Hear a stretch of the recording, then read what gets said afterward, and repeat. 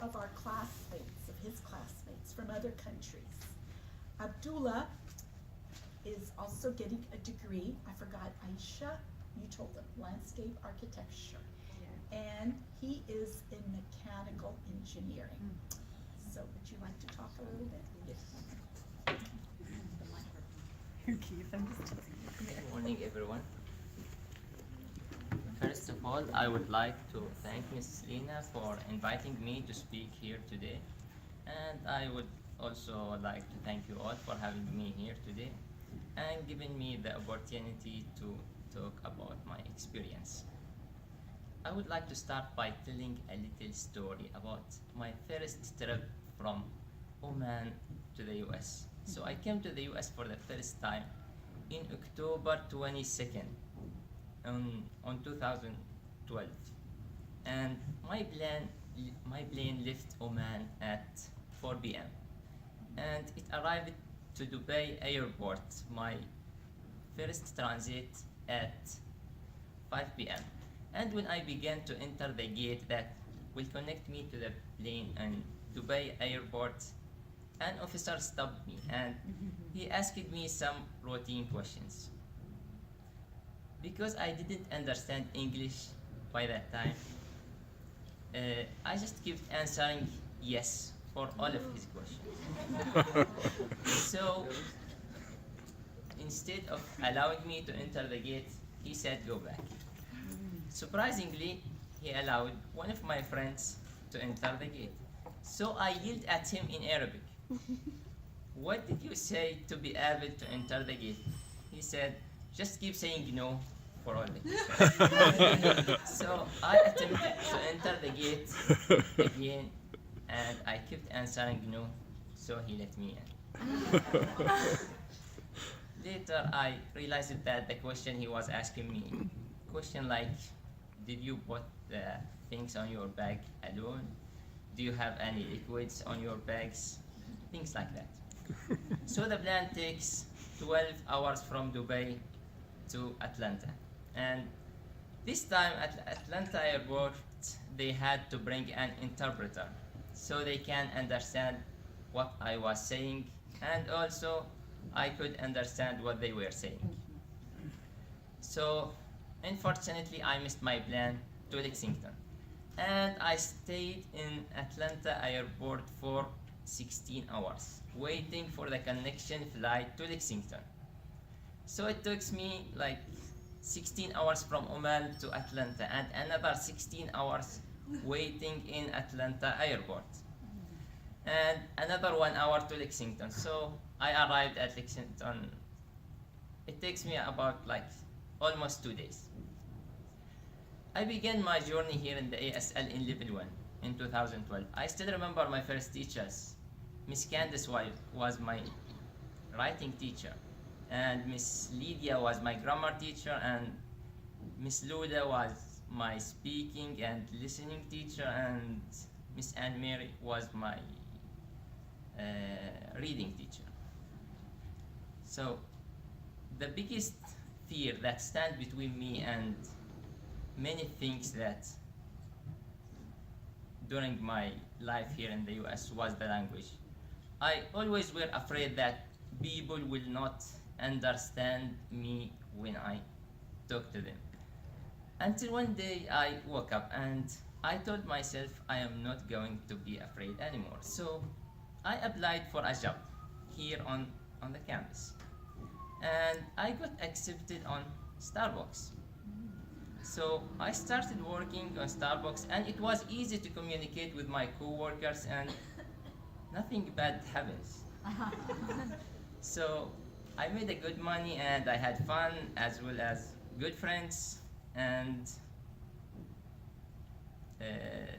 but I was afraid of working on register, because working on register will makes me to communicate with everyone who comes to Starbucks.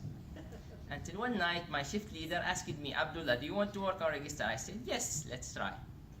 So I worked on register, and again, nothing really bad happened. So it appears to me that my fears of the language were nonsense. So if anyone wants to come see me working or register on Starbucks, I will give you free small water. So the first year for me on the UK was the most difficult year, because working in a class with more than 100 American students was completely a new experience for me, because like I used to be here in the ASL and in my country, so it was, as I said, completely a new experience. After my first year, and this is the first time I admit this to someone, like my advisor asked me to change my major, and she told me, I don't think you are going to graduate as a mechanical engineering student.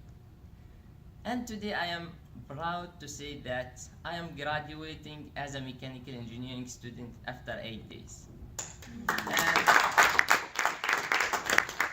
I'm going back to my advisor to invite her for my graduation certificate. Tomorrow I have my last presentation in undergrad school, and all of the heads of Toyota will be attending. And also, one obstacle that I have overcome during my life here, as I said, is the fear of language. Last October, I was asked to volunteer on Sustainable Manufacturing Conference, which was held here in the US for the first time in 16 years. As I said, I was afraid because of the language, but I did volunteer. And I found that most of the people on that conference were just international like me. So again, nothing bad happens. So right now I regret every chance that I missed because of the language and because of my fears. And I wish if the time go back and I will not miss these chances. I don't want you to miss these chances. And if you have like even 1 semester left or 2 semesters, or if you are in the ASL right now, don't be afraid of the language. Like if you want to improve your language, go talk to people, participate at events, work on campus. Working on campus will not just improve your English, it will also help your resume. You will have fun and make good friends. Don't spend your time with people from your country talking in Arabic or Spanish or whatever your first language is. And don't spend your time playing FIFA and cards. And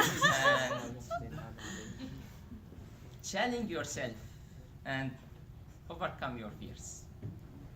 I guess that's it.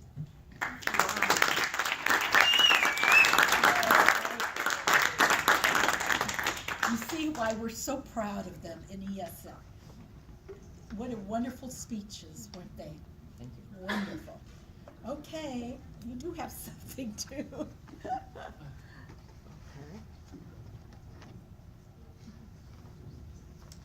This says Abdullah Alkalbani, CESL, University of Kentucky, December 6, 2018.